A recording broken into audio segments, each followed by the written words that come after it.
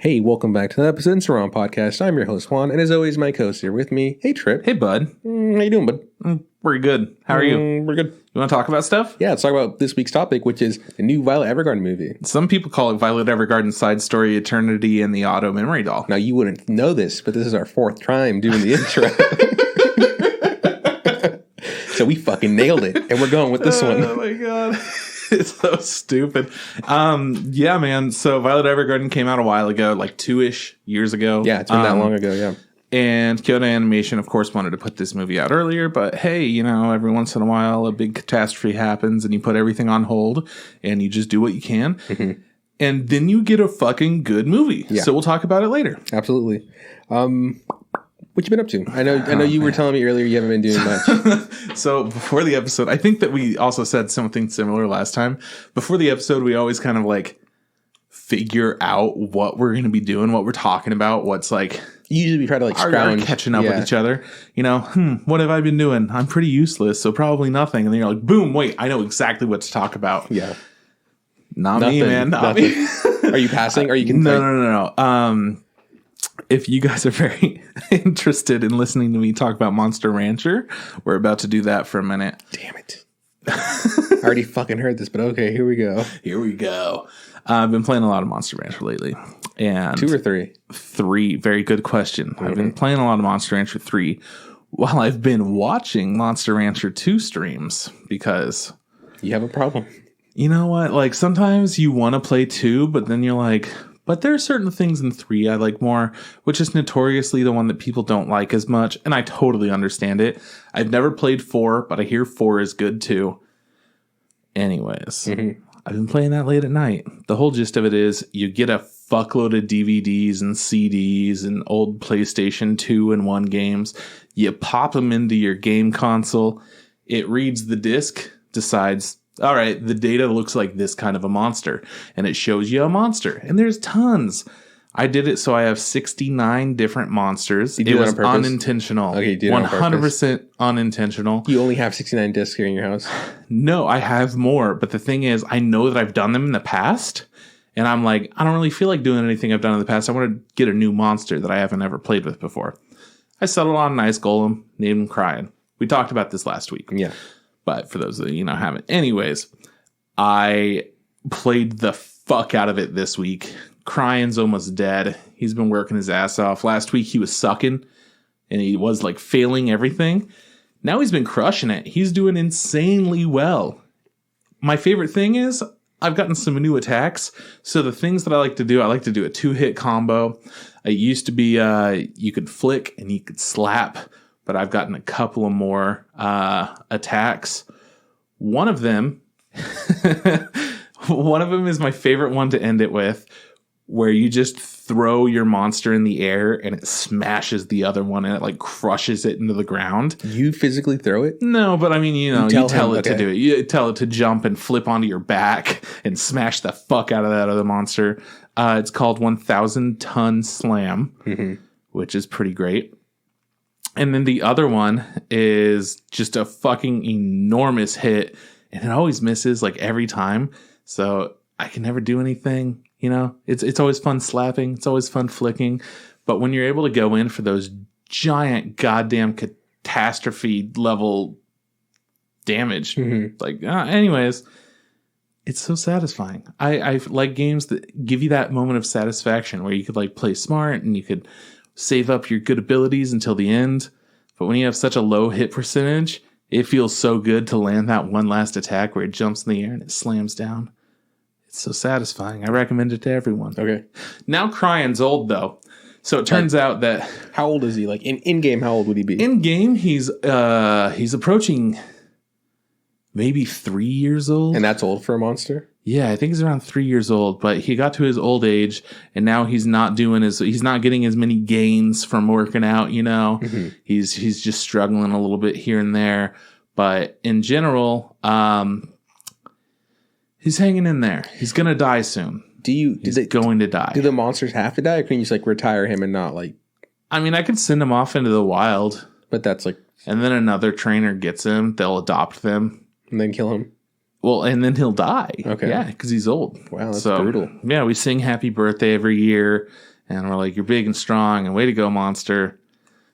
But he's going to die, man. I'm not ready for it. And then every year, I'm going to go and I'm going to be like, hey, remember crying? He died. That's right. You have to go visit their graves, don't you? He died, man. Like, yeah, you remember this guy? He was the best, right? This game sounds really dark. It's not, but it has those elements where you're like, well, the monster's sick, so he's going to hang out for a few days just in this little den, getting better.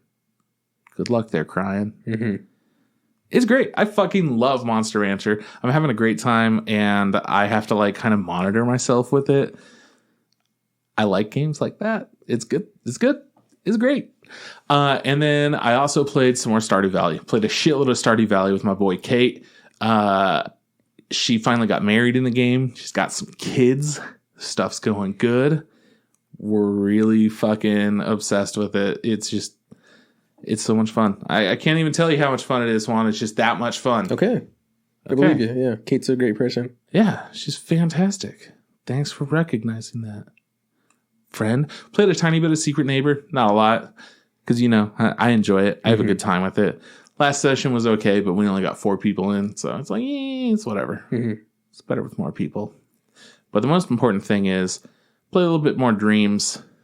And each time I play it, it gets weirder and weirder and like better and better. It's great. I love it. I showed you it last week. Mm-hmm. How do you feel about Dreams? What are your opinions? It's pretty dumb. Like, I mean, it's really cool that people put a lot of work into something. And sometimes you get like a really good game. But for the most part, you get people putting in a lot of work into something and it just it's not that good to play. It's like, it's not a fun game, Or you get like a movie, it's just a cool clip. But like, for someone who doesn't really like video games, I think you have to like video games a lot to appreciate like these clunky things. Because I'm kind of playing them and being like, it's not that good, and then I have to remember, oh, that's right, it's not made by people who make games. It's made by a random person. Yeah, it's when you like clunky shit, like janky, clunky, fucking weird feeling games are a blast sometimes. But you have to be in the right mindset. Yeah. If the game feels like it's fighting you, it's not fun. If it feels like you're breaking the game, it can be fun. If it feels like it's a 50-50 relationship, that's perfect. Where you're like, if I could just fuck this up enough to do something crazy, then you're trying to do something normal and you're like, okay, well, I can't pick up that item because it just decided it wanted to fly into space. Yeah. Got glitched into the wall, didn't know what to do, and boom, there it is in the sky. That kind of shit. I mean, it's fun. We also watched just right now, like that Donkey video of him playing other games. We were dunking. So the games that I got to play, none of them were really like super memey. And then the ones I saw you and Kyle play looked kind of fun, Yeah. And then the one Donkey played also looked kind of fun. I just, since I played random, I can't didn't get to choose what I got to play. No, you can't curate it. But it was it's I would keep playing it. I'd watch like other people play it, but I just don't know. It's because I was asking like, what's the point? Like, it's just like there for people to make stuff and stuff, and you go, yeah, like people can put a lot of work into something really dumb or, none and then no work and still make something like shit and people just enjoy it. And that's great. I think it's cool. It's a good concept. I would be interested to try to do something in it. Like to build, because I don't think you'd ever build anything in it. You said, I'd be down to try to build something in it. Yeah. Something it's like super small. I was watching a video on this dude who made an avatar simulator to where like you're playing as an airbender on an airbending kite, right? So Last Airbender, for those of you that are confused and thinking about blue people. And it shows like all the different steps that he does in order to create certain things. And it's just so many different chains and trees of things that have to happen before you could get there. It looks like such a pain in the ass to get it to work, but then you see it and you're like, well, that looks really good. Like, it looks fluid as hell. This dude's like showing how he does everything along the way too, which is really cool. I don't have the patience for that. Yeah, I know you don't. Yeah. Holy shit, I do not. It's disgusting. Yeah, no, some of them are really good. Like, some of them are like visually, like, even though like say they look like not fun games, but I'm like, wow, they did a lot of effort in like making it look a certain style. I'm like, wow, it's impressive. Man. Yeah. But But I don't know. I've been playing video games. Okay, man. that's all you did. That's all you did. That's all I did. Well, I also, I went to Sacramento to go see Violet Evergarden. Yeah, that was a pretty big deal. But I also went. So it's not a big deal. But we got ramen with Kate, and that was a pretty big deal. Kate kind of sucks though. And there were some homeless people hanging out at the worst theater ever. Yeah, we did. Yeah, the theater we went to was not the best theater, and we don't want to make it feel bad, But the Tower Theater in Sacramento, you suck ass. Yeah, absolutely. It's just old. It's like one of those things where like it's probably run by like a small company, right? Like a small group, and it's just not to the standards of like really nice movie theaters. Yeah, no, it does not hit that same point that I'm looking for in my theater experience now, which is extreme comfort and pampering. Which Chico Theater is, we're not quite there, but we got some comfortable seats. I'd say that, like, say I lived around that theater, like, growing up, and it was super cheap to watch a movie, I'd be so stoked, Like, was it super cheap to watch this movie? I'm saying when I was growing up, it might have been cheaper to like, watch a movie as opposed to now, because it was a different time. Mm-hmm. But I'm saying, like, say that where the draw, like, you live really close to a local theater that has, like... Go pay a couple bucks, see a movie. That would be good. But to drive from Chico to Sacramento, and to watch it in this theater because it's the only theater that has it, and then be like... Man, I wish we had a better, fucking theater to watch this. So. Yeah. Yeah. It's weird, man. I mean, it's like, since it is an old-ass building, I still don't understand the room design. Yeah, it was strange. Was it originally built for something else? I think it was designed for, like maybe, like, theater, like, what's it called? Like, plays and stuff, because stage plays and because shit. I've been to that theater before. It just feels like it was a really small room. It was, because I went to there to watch like the Yu-Gi-Oh movie, and instead of going, because we went to the left and all the way back, but before we went the same way, but we went to like to the right, and in the center it feels more like an auditorium kind of thing where like it's like chairs are really like vaulted, Yeah, and then like the screen's like down. So you think that it wasn't separate rooms and they made it separate rooms? I think they made it separate rooms, yeah.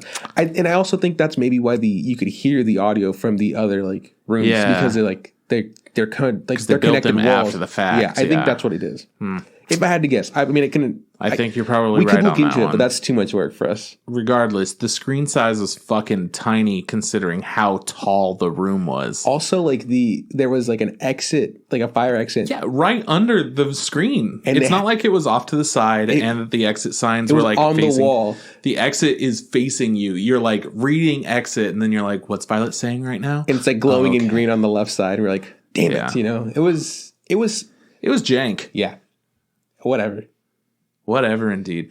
But I had a good ass time getting ramen. It was fucking delicious. I had a good ass time chilling with my boy. She was fucking chill. Yeah, Kate's all right. We played some Heads Up while we were waiting around. I feel like we were the biggest fucking dweebs out of all the fucking dweebs because of that.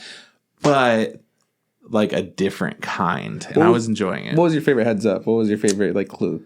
I really enjoyed whenever Kyle got it and we would say, not Superman.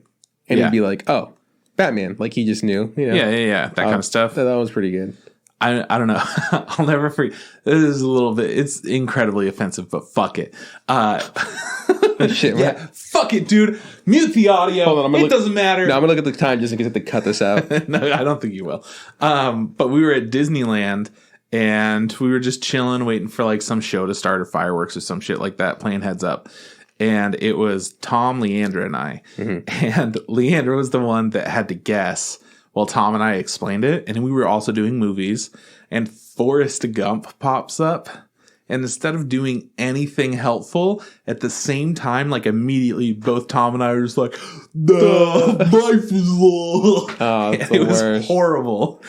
But that was my favorite time because she's like, what the fuck? But Tom and I are just losing our minds because we're like, why did we both go that hard on this stupid, horrible joke? Yeah, it's pretty bad, man.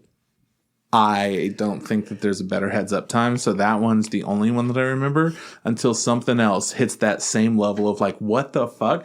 But honestly, the best one that we had to guess was the Lego Batman movie. That one was hard as fuck. No, it was good. It's like, so we worked really hard to get a Lego Batman movie. It was like, we're like, it's kind of like Lincoln Logs, or it's kind of like, little things you put together. They're from Sweden. Sweden, yeah. Yeah. Or bricks and then we eventually got it. I think we got it. And then later on, or we had to skip it, but later on, like, the Lego movie Ninjago came up, and we're like, "Fuck, we can do this."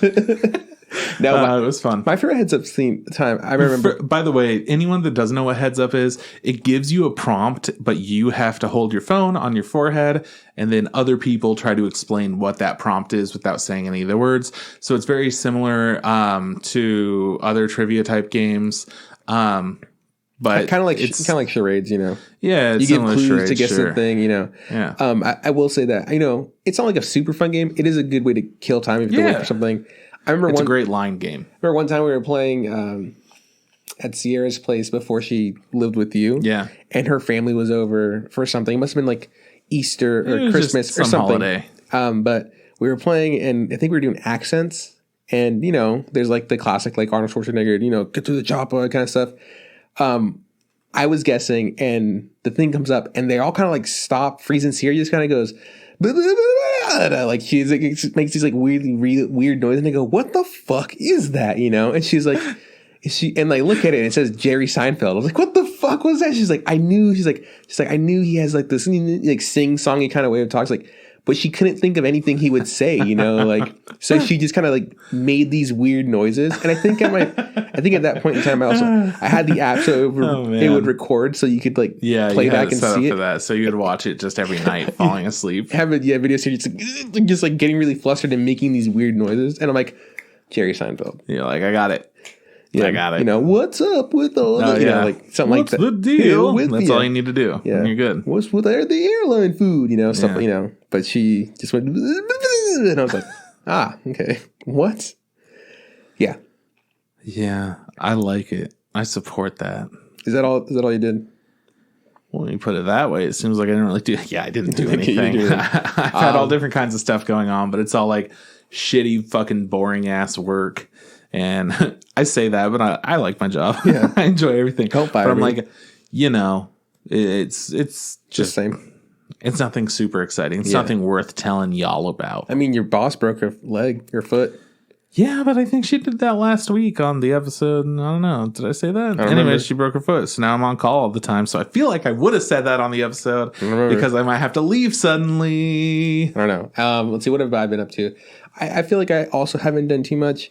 Sierra and I finished the documentary Surviving R. Kelly on Netflix.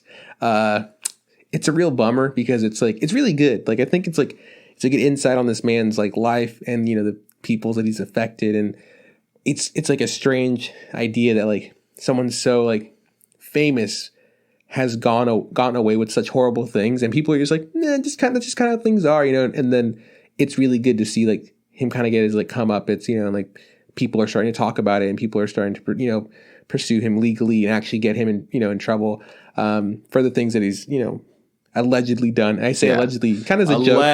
Allegedly because, you know, I don't want to get sued or anything. He for sure did it. Fuck him. He's a bad guy. Yeah, he's a pretty bad, shitty fucking person. And it's a bummer. Does it go over all the stuff when he was in Africa and doing the shows, and he's just like specifically saying didn't come at me, little girls? No, didn't do that one. Didn't do that one. That's a creepy guy. He's fucked up. So we watched. It was an interesting documentary. I didn't know it was like a documentary that aired on TV.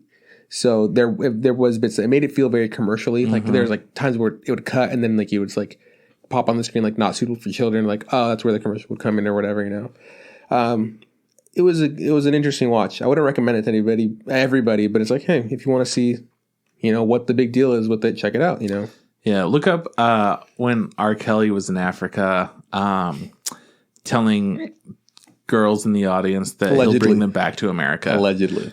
I mean, there's a video of him doing that. I don't want to get sued. You shouldn't get sued, man. What else have I done? Okay, so here's a little Survivor update. I'm sorry if you also follow Survivor season. This fucking season's been great. Episode 2, Danny gets voted out. She was the winner from Guatemala. She's kind of a player. She was very like, kind of like, I feel like she felt like she hadn't played in a very long time, and she didn't have bonds, and she had to kind of talk to everybody, and she was really scared and paranoid, and so boom, voted her out. On a bigger, more important news, Juan is in 3rd place on his fantasy Survivor League. Hachiwawa. What do you want me to say? That's pretty good. Okay. Yeah, I like that. So, pretty stoked. Having a good time. So hell yeah, dude. So next week, I'll let you guys know who got voted out And I'll also let you know how I'm doing for points. So. Hell yeah. Since we're talking about reality TV, I think that we should definitely bring up the video of the week. The Circle. You know where that shit gets chopped in fucking half.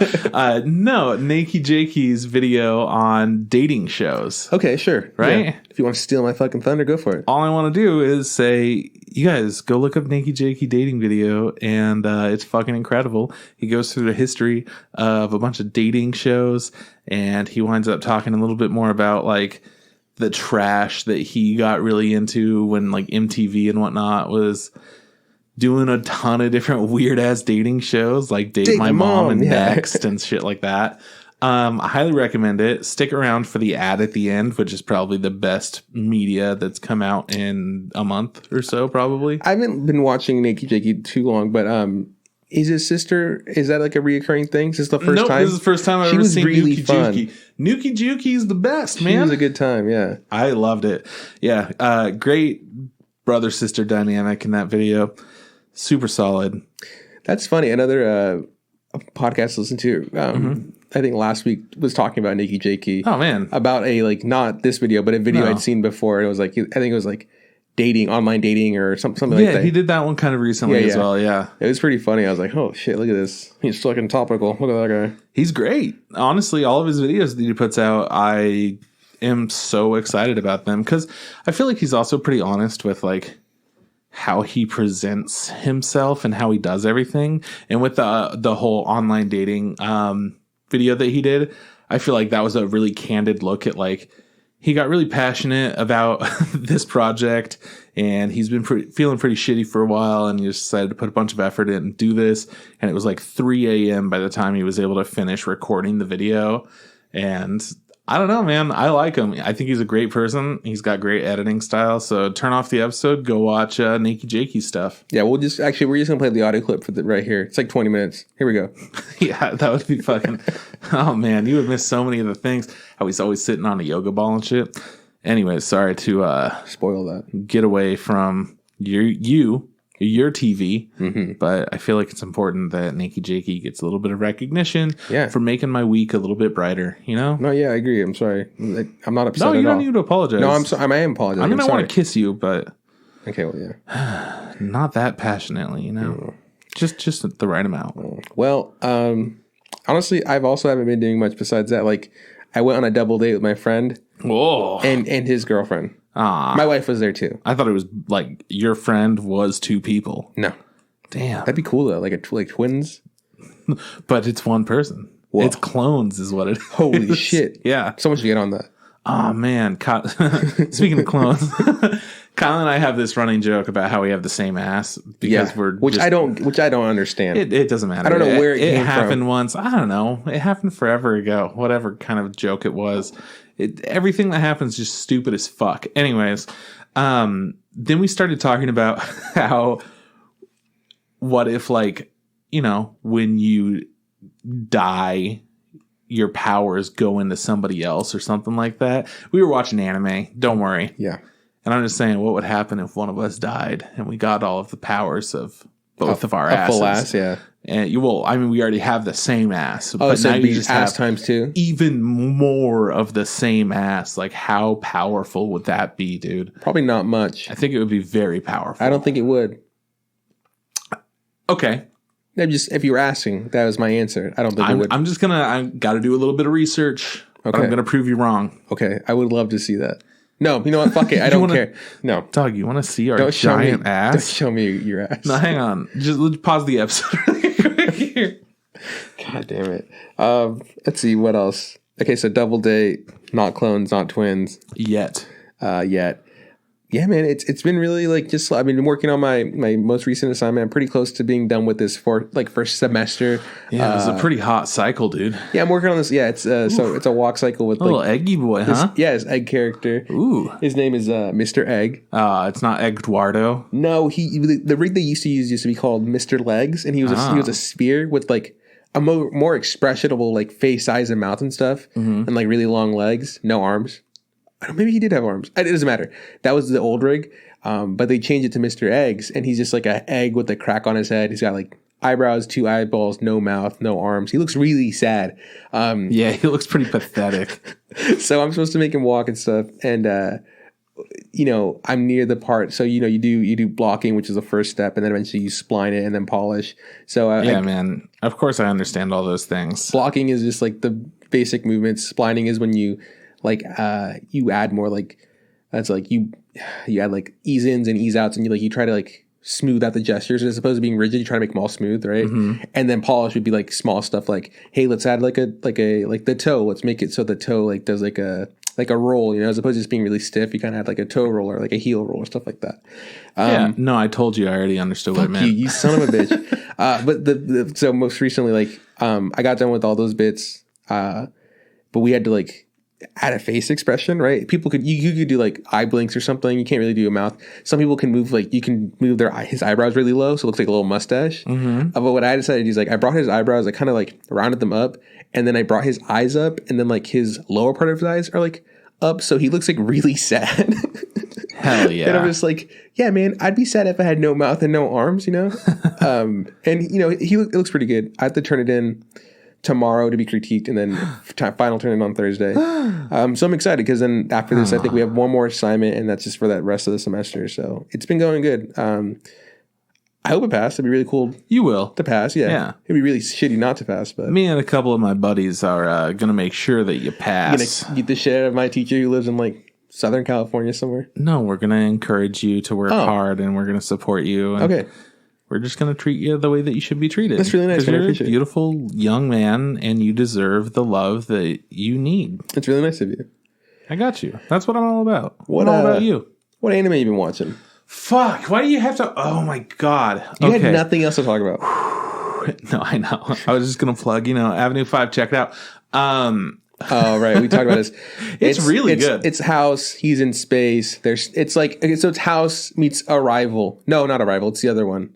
What's the one with Jennifer Lawrence and Chris Pratt? Oh, I don't remember. Come on, what's it called? I never saw it. What's it called? In Space. In Space. Yeah. He wakes him up from the space between us. No, it's not Arrival, because Arrival is the one where the aliens come. Yeah, and they arrive, if you will. Hawkeye's there. Yeah. That chick's there. They learn how to squiggle. Yeah. Yeah.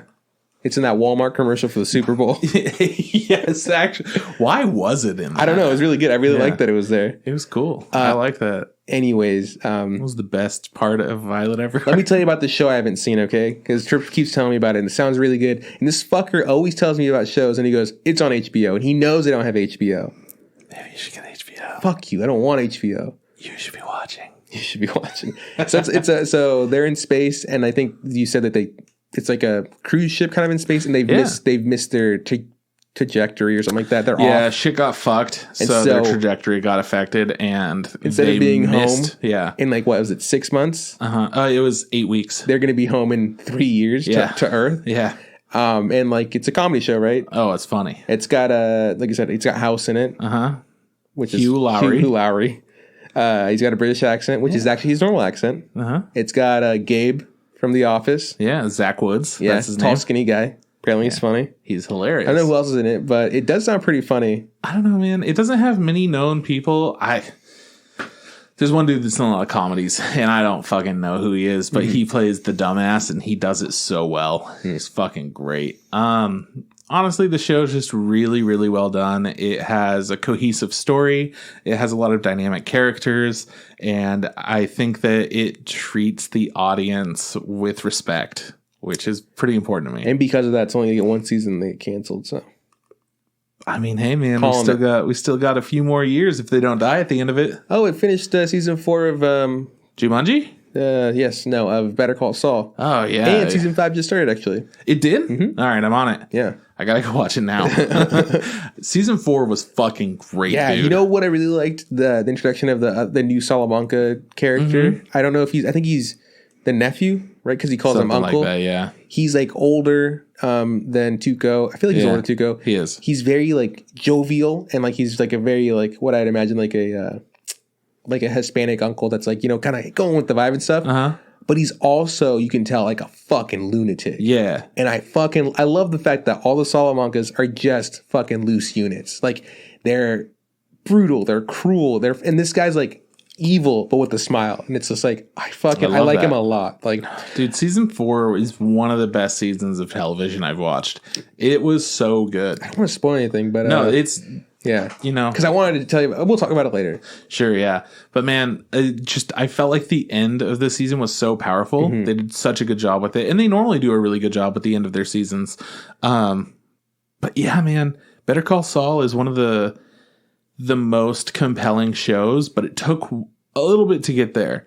I think so. Right? I think like it grew on me. I watched season 1 like on TV while it was airing, and I wasn't like convinced. And it took like halfway through the season to be like, yeah, it's pretty good. Yeah, I'm feeling it. Yeah. Season 2, I made sure to watch it. Season 3, I watched, and then I forgot about it because then on Netflix said, hey, season 4 is here, and then I started watching season 4. It's like I don't remember anything.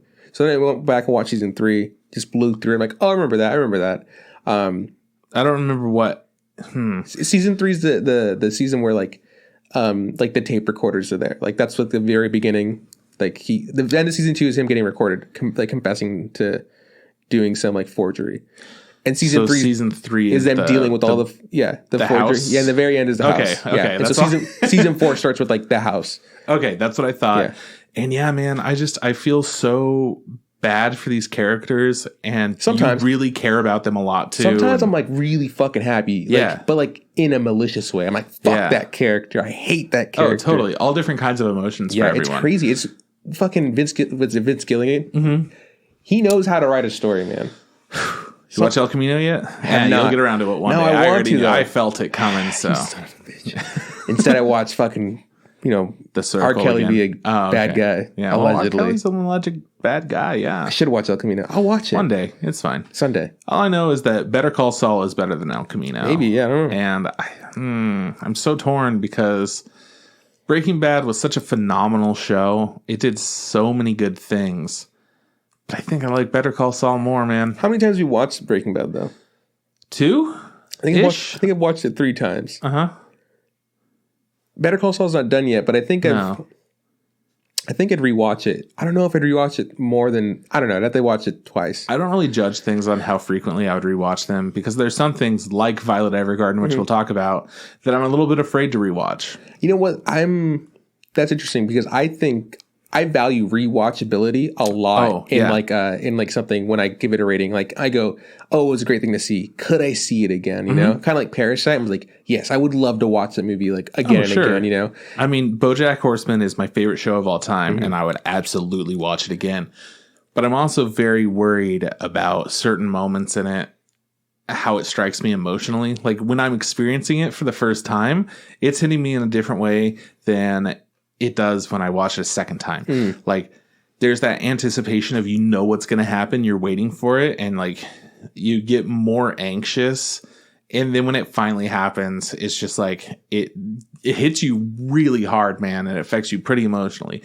But Better Call Saul, I feel like is a show where each thing that's revealed, each thing that happens, I'm like, Jesus Christ, man. Like seriously, this is, oh man.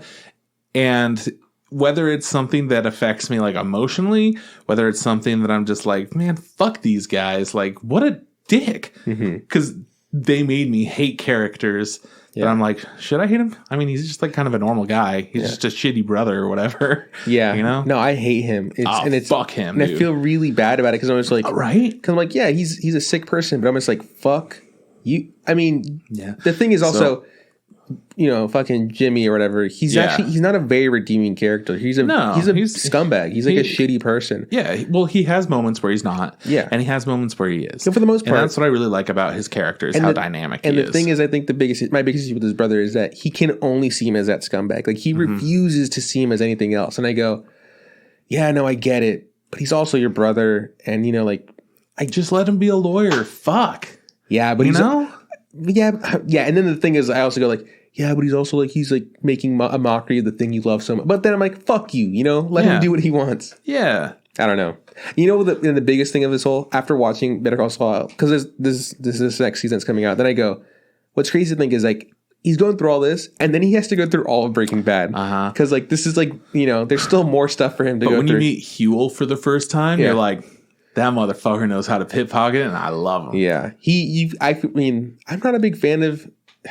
I think because I know that Huel is in the later seasons, and this is shot afterwards, you can very much tell that Huel looks different. Because he's lost a lot of weight, right? Yeah. And he's gotten older. So it's like, I'm going to go, I know he's not... I mean, it's a really hard show. It is hard to...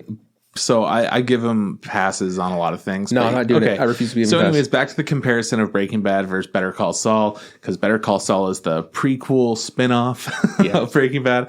I feel like Breaking Bad is just a different show to where there is a lot more rewatchability because there are those really cool moments and really satisfying things. But I feel like Better Call Saul has a better set of characters, and it's got this really tight world in it with so much different social dynamics, and you get really passionate stories about Mike, which I fucking love. Yeah, I like Mike a lot. Yeah, I liked him a lot in Breaking Bad. Yeah. So to see him in this, I was like, I was literally sitting there like, how can you make me like him more? And I was you're like, fuck, you got me. Fucking you got me. Of course I like him more. Of course I like him more.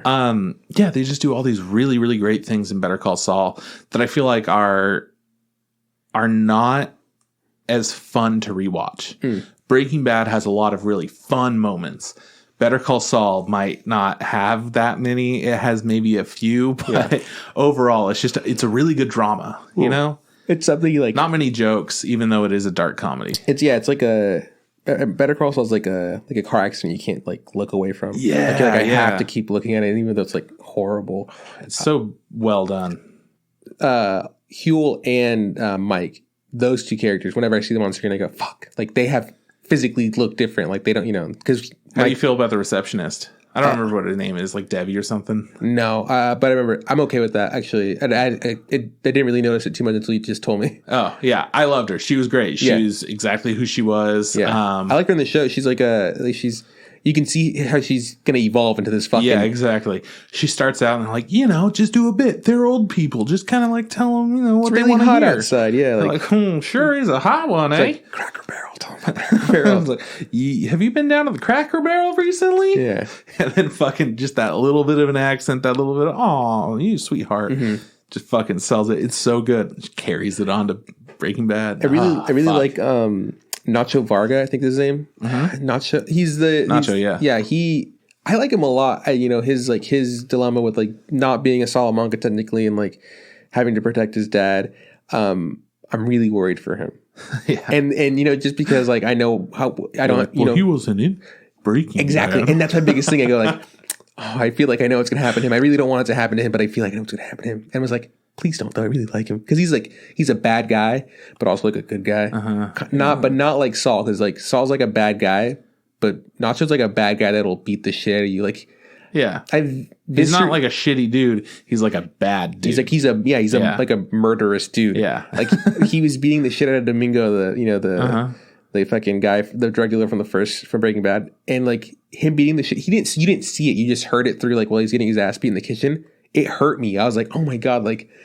No, Nacho, don't do this. You're a good person. And I was like, I gotta pause this. I gotta control myself. Yeah, it's a great show. So season 5 has started, so I'm excited to see that. Hell yeah! All right, so yeah, anime is pretty good. Yeah, Breaking Bad, the anime, and it's sequel, prequel, sidequel, Better Call Saul, the anime. Who do you think would do it? I think, in my opinion, that like fucking Breaking Bad would have been done by Madhouse, and then Better Call Saul got picked up by Kyoto Animation. I think Kyo Annie would have done Better Call Saul. It'd be so good, dude. Oh, I'm trying to remember the name of the studio. Is it Mappa? No. Is it the Handshaker guys? It's that dude's name. Dave Brains. Dave Space. Oh, no, it is David Productions. Okay, cool. Okay, got it. Thank you. Yeah, there we go. Okay. I just knocked everything over because David Productions is fucking hilarious to me. Trip got too excited and literally knocked over all our stuff. It's probably not even called David Productions. It's David something or other. It's like David's Brain or David's... It's not. You're thinking of Brain Space. Is it David Space? It's no. I don't know what it's called. I'm pretty sure it's David Productions. They're the ones that did Everyone's Inside of You and JoJo. Everyone's Inside of You. Is that Cells at Work? Yeah. Okay. Jesus Christ. I'm like, you know what? You know what I'm talking about, baby. Yeah. Okay. Anyways, I feel like they would handle Better Call Saul. Let's talk about real anime, though. What have you been watching? Fine. Well, let's just start out with My Hero Academia. Okay. Because next week's episode is going to be about the My Hero Academia movie, Rising Heroes. I don't fucking care. Yeah, we were talking about this at dinner. It's weird, man. You're like pretty burnt out, I guess. I'm really apathetic about it because, like, when fun things happen, I'm like, this is fun. And then when the new villain's around, I'm like, I don't care. And I just don't care. I want to see them having fun. And if villains are going to do stuff, I want them to be like villainous and not fucking goofballs. You know? Yeah, this arc, it feels like it's from a different show. This arc's like villain isn't going to be what you want. He and she are more like playful. Yeah, which like I'm totally down for, but you should have done that like a long time ago. I think it's I think they're trying to like take a break from everything being super serious for a bit. It feels that way. And it feels weird. It just feels a little off. I felt so weird about the full season. I mean, you have the whole raid for the first half of the season, and it's slow moving with really cool fights. Like some fucking sick things happen. But then there are other moments and it's like showing you flashbacks. During this latest episode, they're essentially like, all right, Midoriya, like, let's fucking see how your new powers are working and let's learn some new stuff. And it does flashbacks to all the different moments of like him learning how to use his powers. And I'm like, that was a fuck ton of sick shit you just showed me that it happened before. Yeah, why show me again? No, it's not even a why show me again. It's like, now's the not the right time to show me because you're not doing that same level of work. You just want them to... I feel like do the festival stuff and be friends. Is that what you want? I want them to do that because if they're trying to take a break, that's what they need to do. But they're doing this weird all over the place thing. And like, if you're going to be like, yeah, you're training more, you need to show me the ways that he's improving. Because I feel like all of them have kind of just been like, yeah, we're working hard to be better. And that's all that it's done. It hasn't been like, these are the specific things since Midoriya learned shoot style. Which is just kicking shit. Yeah. I think it's funny he gave it a whole name. New. I was like, oh, you can get a kick stuff. Okay, cool. Yeah, I mean, it's fun. It's a fun name. But yeah, he hasn't like learned anything because he already had full calling at that point, right? Now he's just able to kick hard. Figure out, like, when he was talking to All Might and he's like, yeah, I can't do cool stuff like affect the elements like you.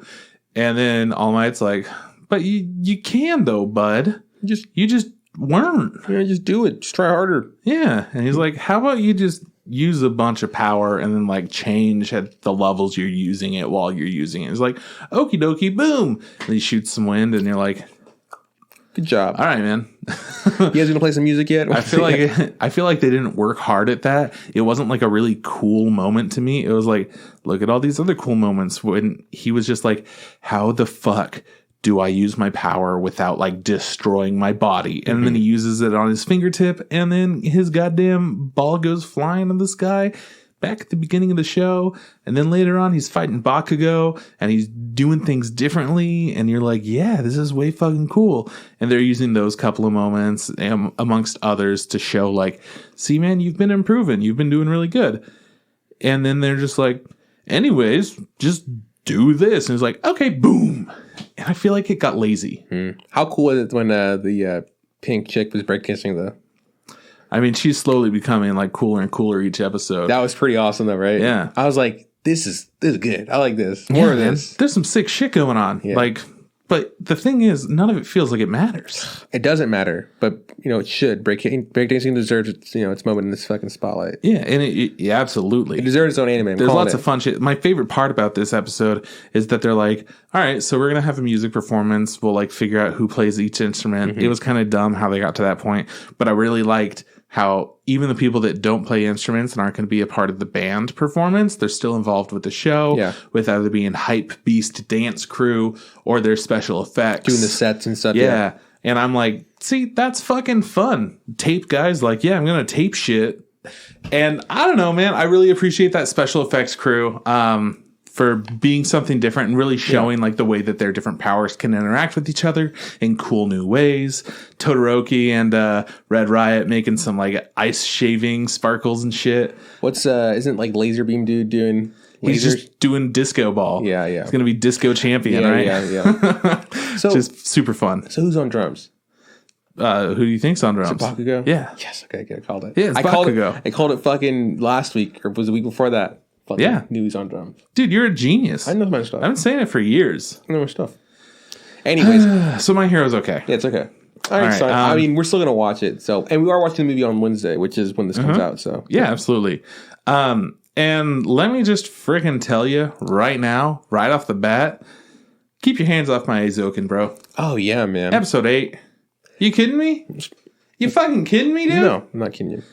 That was the best Masaki Yuasa shit I've ever seen. If you have been sleeping on Keep Your Hands Off Eizouken, watch it now. You've been fucking up. It is so good, and it gets better with every episode. I feel like this latest episode was what they've been working towards, and now I just know that there's more to go, and I'm so excited. Mm-hmm. Yeah, so in this episode they finally get to, it's the day of the festival. They have their animation, their anime that they're making is done, with the cooperation of the robotics club, right? Mm-hmm.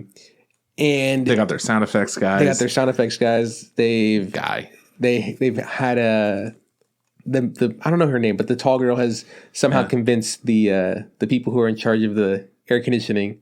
She's like blackmailed them into. It's so good. Bringing the air conditioning down. Well, she took pictures of them abusing their air conditioning control powers. So she, like, one of the selling points is like, we need people to be in the auditorium. One's like, if it's colder in the auditorium than all the other auditoriums, like, people want to be there because it's got good AC, It's just like, yeah, that's a good point. Yeah. And she blackmails them. There's this huge like chase scene, that felt very so like was it Not a Short Walk On Girl? Yeah.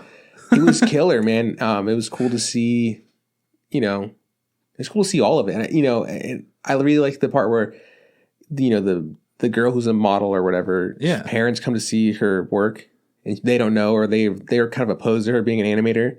And how they react. Well, they want her to be an actress because they're actors. Mm-hmm. And the way that they react after seeing her work and the conversation they have, it felt really. Like, oh, that's her right there. That's how she does the chopsticks thing. Yeah, they can see like in her animations, like, oh, she for sure did that part. And she runs like that. She runs fucking like that. Dork. And just it felt really honest and really true. I really love the bit where like she.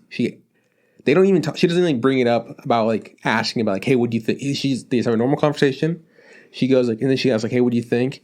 And the dad says his 2 bits, and he goes like, what, it was a good performance for an actor. I think he sees the merit. Yeah. That, like, maybe my daughter's not going to be an actress, but she is acting in a way doing this stuff because she has. Oh yeah, she's able to put her own movements in this animation, is what they're seeing, and they're like, fuck, she's got the stuff. Yeah. But my favorite part is, of course, at the end, like, I was going to say that was my favorite part. She's like, "Are these your friends?" No, we're comrades. We're her comrades. Yeah, it's so fucking I good. love that little outfit. She's like she's in full camo gear. Yeah. She's handing out like flyers. Like all this madness is going on. Like, such and she's a fun episode. She's out there handing flyers, and like she sees like her parents and like their bodyguards show up, and she goes, oh, "The Men in Black," and she starts running away. And I was like, "Oh, she's so great." There's so many good characters in this show. It's a beautiful, wonderful show, and I have nothing but praise and compliments for it. It's great. Oh, my sweet little baby. Yeah, it's great. It's great. Watch it, everyone. I'm also watching Somali and the Forest Spirit. Dude, I don't understand the show, but it keeps getting better for me. I'm enjoying it because there was a really, really dark story arc that just happened a couple episodes long. And this one, they're continuing on their little quest. They go to this... I think it's in a cavern. I don't really know. This little town in a cavern. And it's Witch Town, dude. Witches own the town. And I'm like, I fucking like witches. Okay. I'm talking your language, man. And it turns out that they are very into books and libraries, and they have witches to protect the books from like spell worms that are going to come and eat the books. Yeah. And there are these little fish spirit things that go and they fuck up the books and eat them and stuff. So they have a big old fight with this giant fish monster. And it was rad as hell. And honestly, just like the whole town is filled with like top-notch waifu material. You know, you're hitting all the right points of like, that witch is a witch. And that one over there, she's also a witch. And it's just doing all the right things for me, man. It's great. Yeah, cool. Fantastic. But no, overall, I like that they keep building this world and keep showing us that all the different towns have very different vibes and like kind of structures to the way that they were created and are currently run. Really good world building. Somali and the Forest Spirit keeps being better. Okay. Let's see. What else is on Crunchyroll right now? There's got to be something else, right? You dropped I dropped Inspector. Yeah. I know I'm watching Haikyuu, but I thought there was one more. Are you watching ReZero now? Not consistently. Okay. I do want to watch more of it just to kind of keep checking it out and see if it is for me. But I just don't think it is. So we'll see. But since I can't remember if there was something else that I wanted to talk about on Crunchyroll, Haikyuu, dude. Haikyuu keeps being better. This last episode was all about talking things out in new ways where they're calling each other out for their fuck ups. And I really like it. It's fucking good. Haikyuu is just one of the best shows I've seen. I'm so happy the new season's here, man. Okay. I can't wait for you to catch up. I have to watch season 5 of Better Call Saul, but as soon as I'm free... There's like one episode out. I have to watch it several times. Okay, wow. It turns out that you do like it more than Breaking Bad. You're watching it several times in a row, huh? Yeah, that's how I just keep watching it over and over. I'm trying to check out if there's anything for season like... Crunching? Yeah, I'm trying to figure this out for you. Because I know you're watching a bunch of stuff on Crunchyroll. Yeah, I'm watching a few. I'm watching a few things, yeah. Nothing super exciting. Haven't continued Asteroid in Love. I know that's the one that you were trying to think of as well. What about the love show, the smart and sexy love show? You doing that one? No, never, not even close. I know how much you like that show, so just didn't like it at all. But hey, man, I am watching, of course, Beaufry. We know how much I love that. Latest episode shows them training up these noobs that have gone like full strength. They speed run a dungeon, and when they got like a certain time or less than a certain time, they unlocked new ability for these new girls. So now they could dual wield hammers, which is fucking crazy. And then she gets a new outfit by the end because she unlocks a new ability, and she thought it would be appropriate for them to all like see her be like, hey, new outfit reveal in this special area, and I have a new ability. They're like, all right, let's check it out. And she's like, okie dokie, boom. And they're all covered in like a golden light. And she just gets to protect everyone. They all get her same vitality stat, and it's shared amongst everyone. That's broken. That game's broken. But it takes a large chunk of her health in order to do it. So she's just like using a block attack so they can't get hit at all. It's so dumb. But also, it seems like it's going to be a fucking wild time once they all start using their insane abilities together. There's the other shield guy that was around in the beginning and gave her some advice like, hey, go over to that forest or whatever there. He is part of the guild. He's also part of the online chat that pops up at the end of the episodes. And he was like, I should go off and do some weird shit. And because he finished this dungeon alone, I'm pretty sure that's why he got some special gear. So now he just looks like fucking Edgelord McGee, and I love it. Nice. He's got like this freaky ass kind of Tokyo Ghoul looking helmet, which is just over his mouth and nose. And it's like these evil skull teeth. He just looks like a ripped like devil person. It's sick. Yeah, I'm liking the show. It's got all kinds of cool things. It's nothing special for the most part, but man, it does things well and it looks pretty. And then there's 22/7, which every episode is kind of spoilers, so whatever, fuck it. The last one ended with everyone except for one girl passing out, and then this one began, and it's like they passed out because of food poisoning. This is the only girl that didn't get to eat that thing. I want it to be demon stuff. You think it'll be the wall, but it never is. And then she has a super busy day idling because she's covering for everybody. So life of an idol isn't easy. And then it tells her backstory. And she used to be super depressed all the time. And she had some kind of a condition where she was in the hospital. And she would just have like these coughing fits and had like weak lungs or some shit.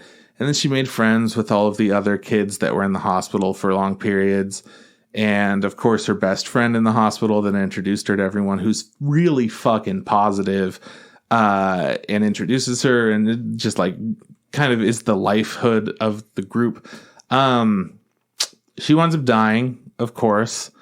And this girl's on her way to like go see her friend or whatever. Goes in the room like right when she had just died. So they put like something over her face, and she walks in and sees like the screen shows 0 signs of life, and the parents are crying, and she sees it and just runs off. And then from that point on, she kind of decides to be more positive in her honor. So even though she was a super like depressed, not very enigmatic person, she is now the one who stays positive like all the time in the idol group and stuff. So a little bit of backstory on her, which was, I mean, the show just does exactly what it wants to do really well, which is these really sweet, emotional backstories between the different members of the group. I just want it to be demon stuff, man. I just want the wall to do something evil. Maybe it's God stuff. I want it to not. Okay, it can be God stuff, but bad God stuff. I'm just upset. Why does it have to be bad, man? Why do you want shit to be so negative all the time? I wanted it to be like a dark idol show, and it's not. Kinda. It's not dark enough. I want more edge. Give him spikes. What do you think the 22/7 means? 22 virgins must die 7 days a week. Yeah, that's exactly what it means. No, what does it mean, actually? I don't know. Maybe like it's like a... I'm just asking what you would guess. 22/7. I don't know. Yeah? Maybe that's it. They already have a name. It's not that. It is that. That's their name? Yeah. Fucking lame. All right, what else have you been watching? I don't know.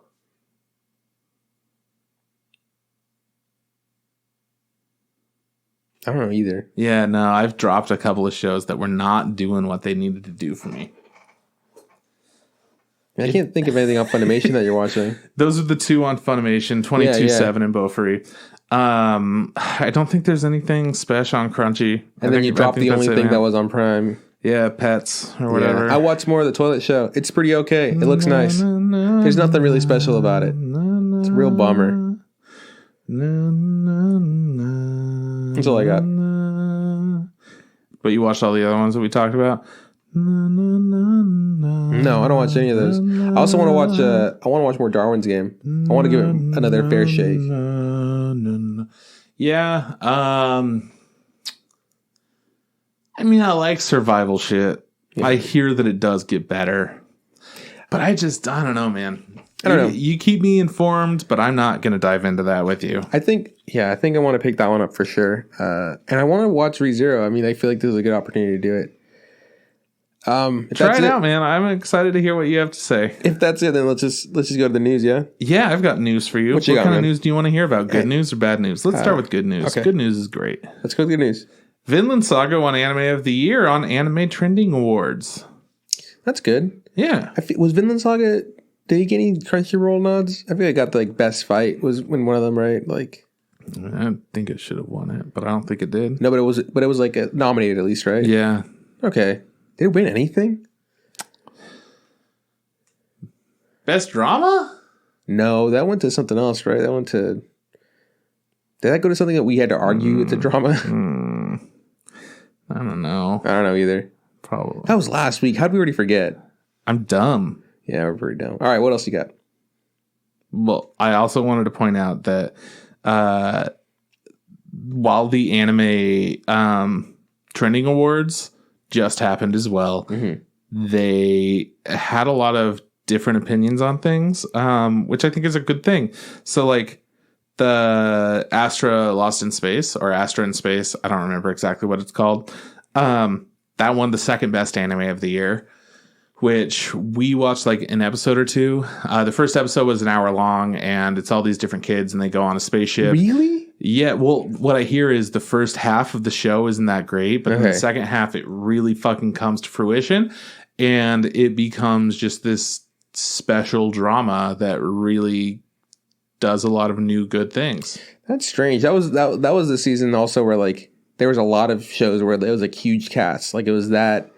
There was also that show where 10 teen geniuses go to a different world season. It was like, so this show felt very like forgettable. Second place, you said?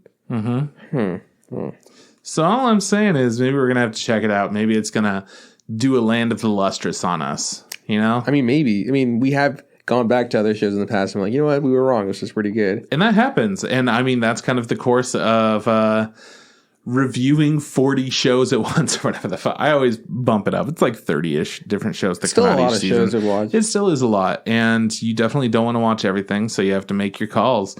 And if the first episode doesn't sell you on it, then fuck it, dude.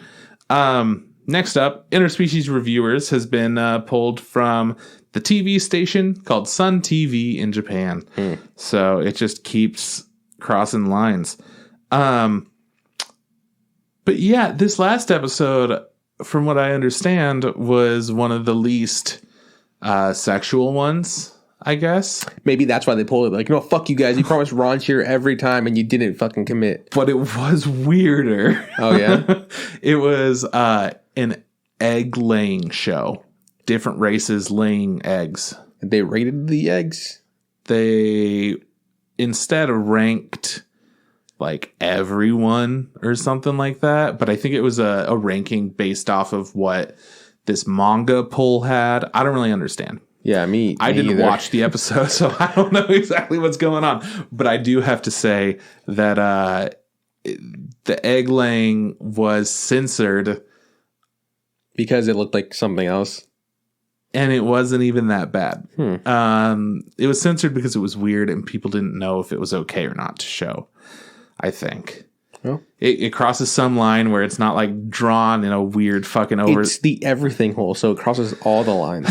Yeah, I guess that's true. Every line got crossed. Vinland Saga did win Best Drama. Oh, yeah. Hey. Yeah, good for them. Hey, shout outs to Vinland Saga for winning Best Drama. How did I know that? That's fucking crazy that I remembered it. I feel like I'm less dumb than I thought. They were nominated for that and maybe like one of the best fights. Yeah, they were nominated for Best Fight. Thorkel versus Thorfinn. Doesn't matter. They lost to fucking Demon Slayer. Robbery. Man. Hey, can we take a moment? Yeah, for sure. Inferno Cop voice actor Junichi Goto passed away in a motorcycle accident. He was 40 years old. It's a real bummer. We take a moment of silence for this man. Okay. That sucks, man. 40 is not that old. It does suck, yeah. I mean, you see lots of young, great people go out in vehicle accidents. Yeah. It happens pretty frequently. I know. I know you Drive and I. Safe. I know you and I aren't huge fans of Inferno Cop, but it sucks when anybody in the industry passes away for whatever reason, old age, illness, accidents. So it does suck. I mean, sometimes it's somebody that really influenced you and your tastes and things. Like maybe Inferno Cop was somebody's first like outrageous comedy that really hit them. Yeah. And it wouldn't have been as good as it was without a great voice actor to sell it. Well, yeah. So he will be missed. Rest in peace. So.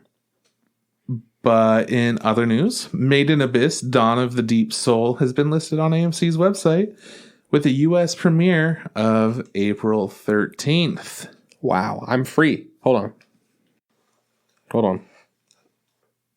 Yes, I'm free. Okay, good. Because I was like about to fucking snap if you didn't tell me. Easter Mondays is the day before, and then tax day is the day after. So we're good. Okay, perfect. I don't have any. Those are the. That's what your phone. Those are automated. Like, hey, these are the important dates that that are just put in your phone for you to know. Those are like, why are there two dots around the one day you need to know? Tax day and Easter Monday, which is important. I didn't even know Easter Monday was a thing. I know Easter Sunday is a thing. Listen, man, different rules for different schools. I feel it. Is that all you got? We're done. That's it. Cool. So that's our episode. Let's quickly talk about this thing that we talked. We watched Violet Evergarden, something auto memory dolls. That's pretty close. Violet Evergarden side story, Eternity, and the auto memory doll. I think it's pretty close. So it's this is a continuation, kind of. I don't know. This is like a movie of Violet Evergarden. I like gotcha. This is a movie, full stop. Violet Evergarden. Yeah. So Violet Evergarden, like we said earlier, it's a couple of years old. It was a TV show that was fucking phenomenal. It was great. Beautiful, dramatic. It's just everything that you need in a TV show. Netflix held it hostage for a minute, and they released it. And then the floodgates opened for all of us because, fuck, dude, an episode hits you in a certain way. It hits you, absolutely. It depends on which one, but, they hit you. So this movie is based a few years after the series ends. So Violet's a little bit older. And I feel like we talked about it, like, briefly, but you would need to see Violet Evergarden, like the TV show, to understand this movie. Like, just a little bit more because this movie doesn't do a job of being like, hey, here's a quick recap of who our characters are. Like, you either know who Violet Evergarden is and what she does, or you don't. And I like that. And since it is made by Kyoto Animation, they've made other movies like this. I mean, K-On! Movie, Tamako Love Story. Mm-hmm. You've got the Sound Euphonium movie. I don't remember what it's called, but whatever. No, that is a different one. Okay, the other one. But yeah, the Sound Euphonium continuation, and there's Liz and the Bluebird, which you can watch on its own, but it makes it a little bit better if you've watched Sound Euphonium. Mm-hmm. And the directors, Ishidate Taichi and Fujita Haruka, both have worked on a lot of different Kyoto Animation projects over the years, both having worked on Violet Evergarden, of course. And it's just like another it's just like another episode of the TV show. Yeah, this movie kind of felt like two new episodes that were each it's like an hour long. It felt like a 2-hour special of Violet Evergarden. And it was great. Yeah, it felt good because our favorite things about it were like the fact that everything was episodical and you got to meet new characters, and it was fun. For here's a quick rundown of what Violet Evergarden's about. Tell me. So it's about this young girl who was trained to be like a soldier. She was an orphan girl, like a soldier of war. Yeah. It's not like our Earth. It's some sort of like European-esque country, but it's like it's like the idea of Europe, and they've gone to war, and war is about to is ending. So like things are being rebuilt. She's lost both her arms. She's also lost the person who took care of her. Like he's passed away, and she has no real purpose in life. And then she gets given these amputee robotic looking arms. Yeah. And she picks up a new job as a auto memory doll. And what they do is they help people write letters. Mm-hmm. A lot of people in this world don't know how to read or write because, war's a thing. So the last thing on your mind is learning how to read or write. And so they go out and help people as a service. They'll help write letters. And they're also building up, sending information and stuff because a lot of people are missing family members and stuff. So it's this whole thing. And we get to see her learn and grow and become more human, right? Yeah. It's great. It's a really good show. So that's on Netflix. You should watch it. Yeah, absolutely. You should be watching before you watch this movie. Yeah. And the movie, like I said, it feels like 2 episodes, and we're not going to spoil it because it is fairly new. Yeah. What we can tell you without spoiling it is you have, while it seems like it's 2-hour-long specials. Mm-hmm. They're both tied to each other. Sure, they're connected, which I think makes it really interesting. So you're watching the first story, you're very engaged in it, you're enjoying it, you're having a good time, and then you're like, is it over? Yeah, that's how I felt. No, it's not over. And you're like, oh, good. Mm-hmm. I get more. Yeah. And it never felt like it was going on too long. It didn't overstay its welcome. I think the pacing was done very well. It was we get introduced to new characters, and it's not just instantly, hey, this is their deal, this is their damage, this is how they're going to get over it. Yeah. It's we get to see them slowly be oh, there's something wrong with them. Oh, they seem to be sad. I wonder why they're sad. And it builds off that, we Violet learns who they are, and then because she learns who they are, we learn who they are through flashbacks and them spending time together and bonding and stuff. And this is an example of any Violet Evergarden episode is Violet gets sent out to do a job. So in this first one, she gets sent out to go live with a girl for 3 months in her kind of a prep boarding school to try to help her become more of a dame or a woman, right? Yeah, more proper lady. Yeah, she could be more proper and eloquent. And so Violet's there to help her out, and that's the first part of it. And mostly they're concerned about this ball that's held. Yeah, they're her it's kind of like a promy type situation. Yeah, what's it called? It's got a fancy word. Fuck. I don't know ball stuff, or I don't know girly stuff. What's it called? Quinceañera. Quinceañera would be like the Mexican version of it. It's their quinceañera. Yeah, this is the quinceañera of Violet. What? No, I'm just looking at it. It's like, so Violet has to help this girl. Just like staring and poking shit and like staring at me. Violet has to help this person become a ladies for her quinceañera. Yeah. That's Violet Evergarden. That's the first part of it. And the second part is Violet meets a new friend who wants a job as a male person, and she is a young child who has run away from an orphanage. And Violet's like, yeah, bitch, I'm here for you. Except she doesn't say bitch, or I'm here for you. She says something really nice like, okay, I'm Violet Evergarden, look at my hands, kind of stuff. And she, it's a heavy focus in the show, like all the moments that she like rips off her fucking gloves. They look really dope. All those moments are great. Yeah. I'm saying her robot hands. Yeah. Like I'm not saying I wouldn't want my hands. I'm just saying. But if I had to not have arms. if I had to not have arms. I would take those Violet Evergarden ass Victorian all steampunky looking fuckers. Who knows how they fucking work. It's probably magic. It's definitely magic. Yeah, absolutely I would take those. Because I would could punch the shit out of walls. Man, I could write so many novels. I would fucking destroy keyboards. I'd fuck up this laptop. Blip, lap, lap. Laptop's dead, dude. So, hey, are you watching porn at night? No. Click, click, clack, click, clack. That's what it sounds like. The movie is beautiful. Yeah, this is a hard thing because I don't want to like spoil a whole lot. Those of you that have seen it, which is like two of you probably because it played nowhere in the world. Mm-hmm. You know what I'm talking about. It was gorgeous. It's very Kyoto animation. Like you can everything looks clean, everything looks shiny. I love when they do eyes or jewelry. Yeah. Like that shine. You're just like, more of that. It is so good. There were moments though where it didn't look like movie quality. It did feel like the TV show, and it also felt like there were parts where the TV show did look better. Yeah. Well, these are like small things, like little wonky hands or not the best looking feet. Things that you would hand off to. Dude, are we talking about feet right now? Because I am in. Yeah, we're talking about feet. Whatever his face is, the guy with the motorcycle. Yeah. You like his feet? Yeah. He's got the boots. Dude, he could, oh man, I could watch him walk all day. So there's holy shit, he's great. He was hot as fuck in this movie. He's a mail delivery guy and he's hot as fuck, dude. He is. He's very androgynous, I feel like. Yeah. That's probably why he was so fucking hot. Yeah, he's got like heels, which is a horrible thing to deliver mail in. And I know we talk about this all the time. I would have loved to have been a mailman. In another life, Juan's a mailman. Yeah, for sure. But not in those heels. No way. No way. He's got these big ass heel ass boots. And they got frill on the back. Mm-hmm. They look so fucking cool. And I don't know if you're familiar with the history of high heels, but they did used to be for men. I think it actually knew that, yeah. I also knew that he also wore like this kind of like very flowy, like open back with shirt, open back and like stitching, and I was just like, "Fuck, he was hot, dude." Yeah, he was a hot dude. God, honestly, the thing about him, less of Violet. The thing about this movie, everyone's super fucking hot.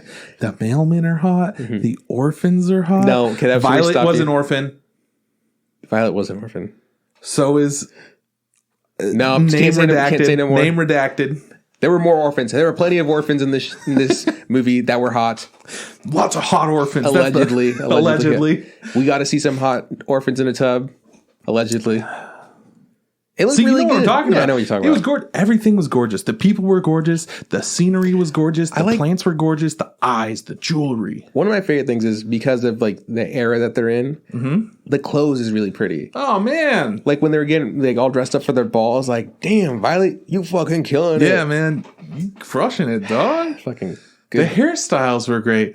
And here's one thing though, like Violet's hair is fucking perfect. She knows how to do her hair so well. Mm-hmm. And girl in this movie was not quite that. I mean, that was the whole point of the movie is that she needed to become more of a lady. Yeah, she needs to be more of a lady. And her hair was just like all over the place. But I feel like even when Violet did her hair, it was still a bit all over the place. And I'm like, look, Violet, why are you so good at your hair? But you can't do this chick's hair at all.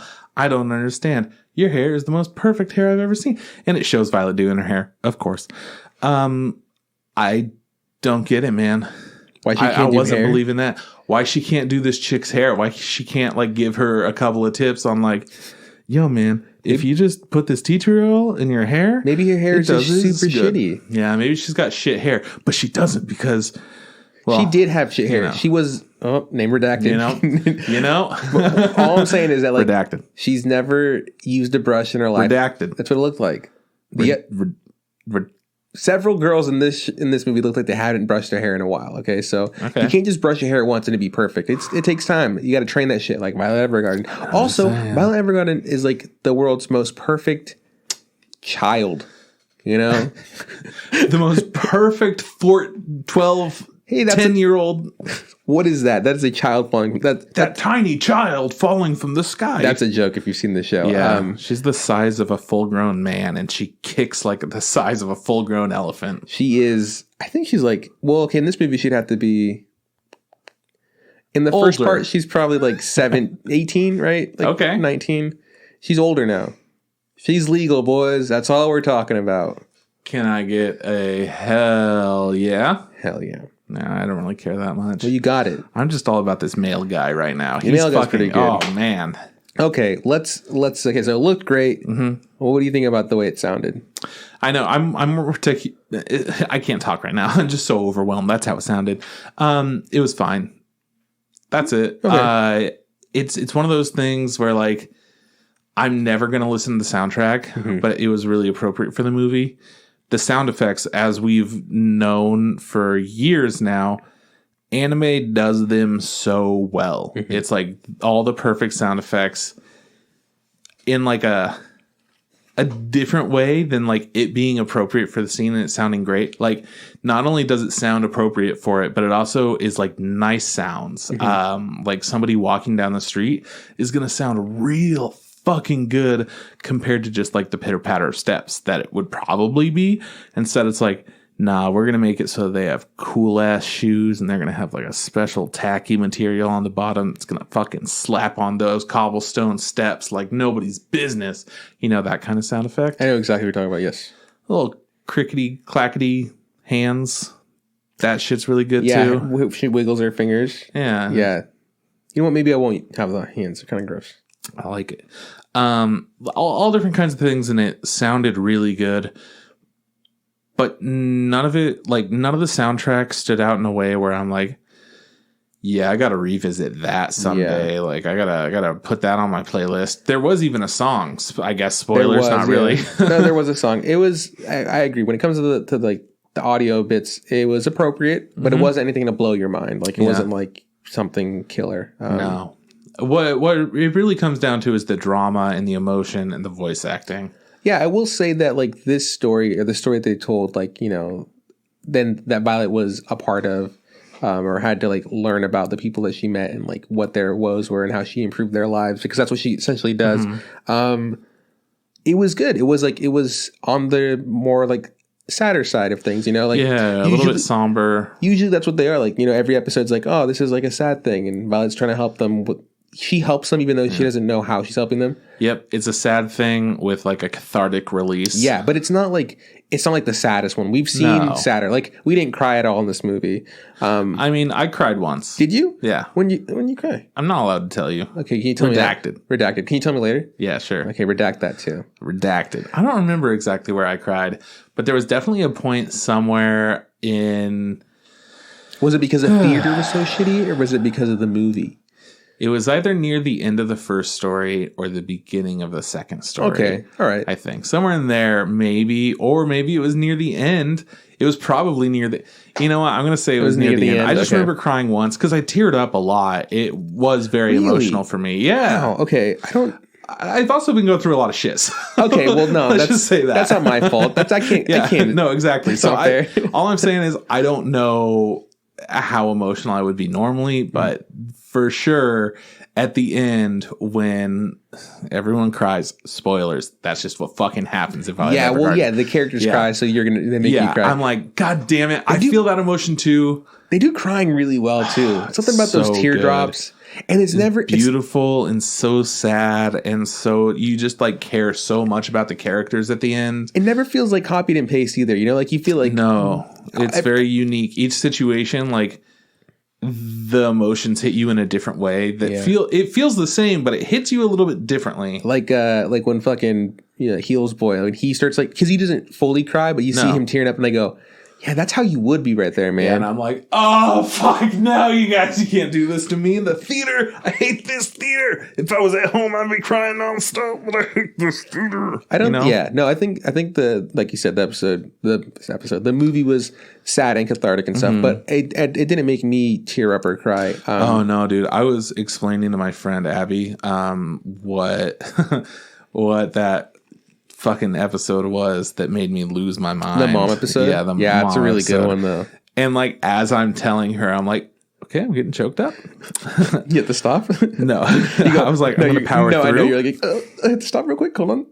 No, it's that point where you're just like, and then, and she, you take that little breath there to be like, okay, just got to swallow that ball in my throat really quick here. You go, you go, okay, come on, Trip. It's, 10 o'clock on Monday morning. Calm down. We're getting a little bit weepy now. We can just push through it, and it's fine. You go, okay. I have to go take my lunch right now. I'll tell you the sense later.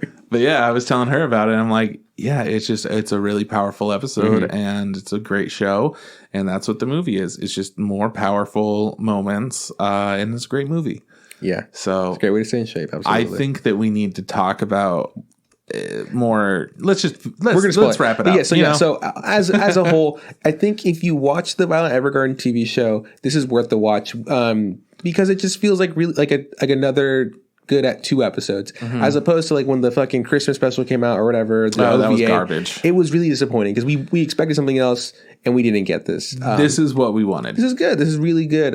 It's for sure worth the watch. If you haven't seen Violet Evergarden, we highly suggest you watch it. Yeah, absolutely. But you could still watch this and enjoy it as a movie. You would be a little bit lost, but hey, do whatever you want. Do whatever you want. Kyoto Animation, as always, comes in killing it. Amazing. Visually, and storytelling wise, it's just great. So, anyways, this movie, the first story. What do you want to say about it? Here we go. So we're going to spoil this. So here's the spoilers. So the bit of the first movie is that she has to meet this girl that is she's at this boarding school and she's kind of a bitch. She's really standoffish. She's very other people are trying to be your friend, but she thinks that they're after something, and she's not having it. They're trying to fuck with her. She doesn't want to fuck with Violet when she comes. Violet says hey, I've been employed by your father to help you become a lady, and she's like, who the fuck are you? What do you know? And she's like, normally I write shit. She goes yeah, usually I don't do this, but I'm supposed to keep an eye on you. So here we go. Essentially, I'm your handmaid for the next, was it 3 months, right? Yeah, something like that. A long time. And we finally, we slowly get through flashbacks and stuff and then building stuff. We find out that this girl was an illegitimate child of this rich man. And I'm assuming her mother was dead, but she was an orphan. Yeah. And she was living in very bad conditions. She was very poor. Yeah, in a war-stricken town. And and she she's barely making it herself, and she finds this other child, like a little kid. Yeah, well, I mean, since she's selling shit to the shopkeep comes out one day and is like, fuck, here's another kid. This kid's not even worth selling. Yeah, so it's really, it's sad. She sees the kid and she feels something for him, and she's like, you know what? I'm gonna make sure this kid has a good life. Yeah, so she's I'm adopting her. She's she is now my sister or whatever. So she raises her, she as well as she can for the short period that they're together, which is super sad because it is war. So she's she doesn't have much. At one point, she's not really eating. Yeah, they're eating soup, and it's just it looks like it's boiled water and maybe a little bit of potato in it. It's just it looks really sad. So things aren't great, but she's really happy. She for the first time has something to live for and someone to take care of, and she it doesn't matter what she'll do whatever she has to do to take care of this kid. Her father comes and says yeah, that's my kid right there. She says, hey, I know you're living in the shits. I need someone to take over my my fortune. Will you take my last name and I'll provide everything for this orphan child? I'll make sure she's okay, but you have to come and you have to become a lady to represent me. And of course, the way that the movie unveils itself, this is the earliest point in the story, but this comes later. And at this point, this was pretty emotional for me. I don't think I cried here. It was heavy. Imagine someone coming to me hey, oh fuck, forget your last name. You're now this person. You have to forget your entire life. I will provide so much better life than for this kid that you've taken care of, but you have to give your life to me now, you know? Right. And she's like, she does it, which is really sad. And that's why she has like issues with meeting people and like trying to like build relationships, because all she wants is to be with this, you know, her sister. Oh, it's just her walking away. And I think her name's Amy, right? Yeah. And Taylor, the little kid's yelling Amy. That's like the only word that Taylor knows how to say. Yeah. She's really young. She's like probably not even like 4. She's like young. Yeah. But like also who knows how long she's been an orphan. Yeah. She's really small. Obviously malnourished. We don't know any of the circumstances, but she can't speak well. So she's a tiny little kid. Yeah. So I would say probably around like 2, more realistically. I think by the time like this wraps up, she's like this first part of the story, she's probably like 4, because she still doesn't like, she can't read or anything. I mean, a lot of people can't read, right? To be fair, but she's still very little. So Violet helps her, you know, learn what it is to have a friend, because you know, she's never had a friend. And now she's going by Isabella. Yeah, but not by like choice. Or Isabel? I think. It's not by choice. She has to take on this new name, right? And become this other person. You know, Violet just becomes her friend and teaches her like, hey, like, just be good. You know, just fucking just do what you got to do. Like I know that you're sad, but like you made the right choice. You know, like. And it's great. Like, she becomes friends with Violet. I think she learns that not all people are assholes, you know? Honestly, it's pretty emotional the way that Violet, like, realizes she has a friend for the first time. Like, it's the first person that's called her a friend. And like I think that it's also Isabel's first friend as well. Like, she's asking, like, there's a point where, like, Isabel's like, hey, come take a bath with me. And she's just like, nah, I'm okay. She's like, that's what friends do. She's like, and like, okay. So they bathe together, and then she's like, to be honest, I've never bathed with anybody before. It's like, this is my first time. Or like, she's like sleeps in the same bed with her. She's like, yeah, this is what friends do. And she's like, okay, cool. I've never had a friend before. And I'm like, I'm sure Violet has friends, but not to her knowledge. Like to her, they're like, they're coworkers. Of course Violet has friends. Yeah. She's like, yeah, we went to school together. And her friend's just like, Violet, hey, dude, I haven't seen you in forever. How are you? How's shit? I'm married now. Yeah. This is my husband. Bye. And Violet's like, cool. Like, yeah, she's a memory, like auto memory doll too. Good, you know, but Violet being who she is isn't like, she doesn't realize that they're homies. So it's a really good episode. It ends with her finally like, you know, graduating or doing her quinceañera, what we're calling it. First part of the movie. And then she agrees to like write a letter that she's going to send to Taylor, which is the orphan child. And then we get to see that the letter gets sent. It's read by the sexy heels boy. Taylor's a little kid. And it's a really small like letter saying something like, hey, like, anytime that you need protection, just say this special word. Say this magic word, which is Amy, which was her name. And then the second half of the movie is now Taylor's older. She's not old. Let's say she's like 10. Maybe, yeah. And she has ran away from the orphanage. She has gone to the city to find Violet because she was told that like, hey, if you ever need help, come see me and I'll help you. And she wants to become a mailman because when the Heels boy came and read her the letter, she like kind of like associated that with like mail people bring good news and happiness to other people. I want to do that, which is actually why a lot of people become postmen. It's also really sweet, like, you know, like that want to. Yeah, I also thought for a second I was like, mailmen also bring like bills. Yeah, they bring a lot of shitty stuff too. Like, but sometimes there's great news and you always get surprises in the mail, and there's that joy of like you get a package that you've been waiting for, you know, that kind of stuff. That's why people do it. But in my head, I was just like, when she said that, I was like, you know what? As a child, you would be like, yeah, all they do is bring good stuff. Like, yeah, very true. Oh yeah, you got that innocent mind going on. Yeah. So they reluctantly agree to let her be there, and like she becomes the apprentice of the mail guy, and it's later found out that, you know, Taylor can't actually read. She gets taught how to read. She, you know, gets help from Violet. Like, everybody becomes friends. Violet promises to help her, like, write a letter for, what is it? Isabel? Amy? Isabel? Whatever her real name is now. Yeah. Her name is now. Well, it's to Amy. Yeah. But they know it's actually to Isabel. Is it Bartlett, right? Their last names? And then that last name gets changed to something else, and she becomes a different person. So they need Heels Boy to find her because, you know, her and Violet have lost touch. She's married now, but they don't know to who. So he does some sleuthing. He's able to find where she is. Also, what a good way to like show that she's married to be like, this is my friend. Oh, she's apparently married now, as like a little introduction, like not even in your face at all. And then a bit later, they're like, yeah, we lost touch. We used to stay in touch with each other, but we just haven't talked for a while. Yeah. And I think she might have married somebody because that's what people do now. It's like, it's Kyoto Animation or whoever's doing this. It's like they know how to like plant little bits. They're just like, all right, cool. We're going to hit him with this and then hit him back with it later. Super professional. Yeah. So, Heels Boy takes Taylor to go see Amy, and he delivers the letter, and they all get choked up because they read the letter. It's also something very short. I don't remember what the second letter said. Something about like, I'll come deliver you a letter someday or something like that. Like, I haven't forgotten you. Yeah, something like that. And at this point, I was a little upset because I was like, Taylor was in the bush watching all this happen. And I was like, I thought Taylor was going to come out and be like, hey. I thought she was going to physically deliver it. And when she didn't make her physically deliver it, I was like, okay, maybe she'll pop out later. But as it kind of kept going, I was like, oh, she's just not going to come out at all. And she didn't. And then she's talking to, the Heels guys like, hey, are you sure you didn't want to go back and, see her or whatever? She's like, no. I'll come back once I'm like a full-fledged mailman and I'll deliver her a letter like an adult. It's gonna be because she has this romantic idea. Absolutely. Which is great. I love it. Which was a great, like, it's a great, like, in theory, like a story thing. It's very pretty. It's very romantic.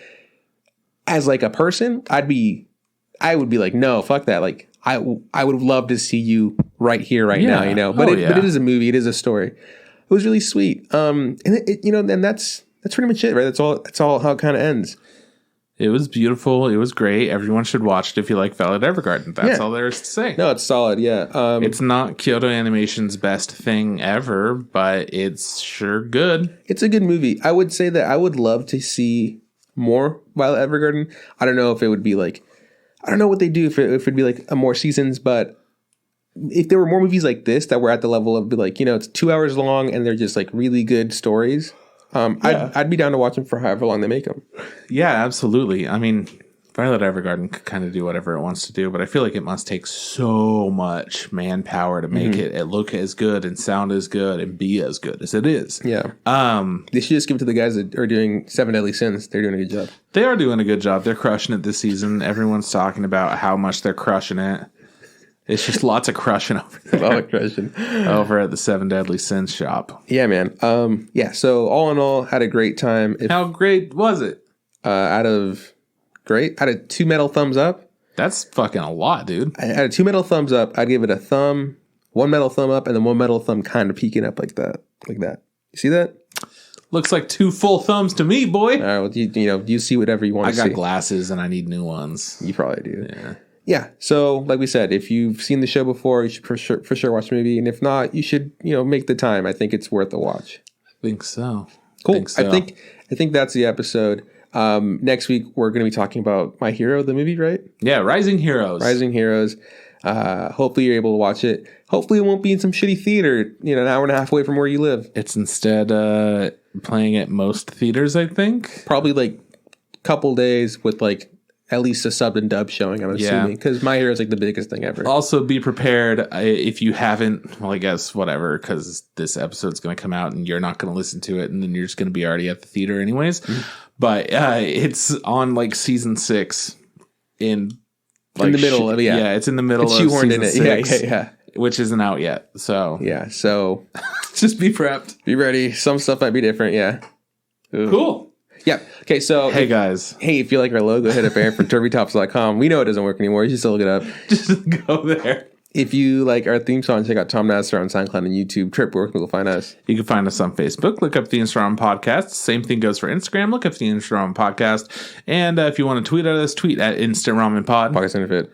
And you can go ahead and shoot us an email, instagrampodcast@gmail.com. Thank you guys so much for listening. I really liked this fucking movie. You should go see it. See it with close friends. Tell your family you love them. That kind of shit. Yeah, send us an email if you want to let us know how you had a time with Violet Evergarden, how you liked it. What's your favorite time? Tell us when you cried, because we know when we cried. Yeah. Well, I mean, I know when I cried. I have no idea. I just feel like I'm a very emotional young man. What a fucking Bitch. What? Well, this is bye from Juan. No. Hey, Trip, don't forget. Add hot water. All right, later, man. Bye.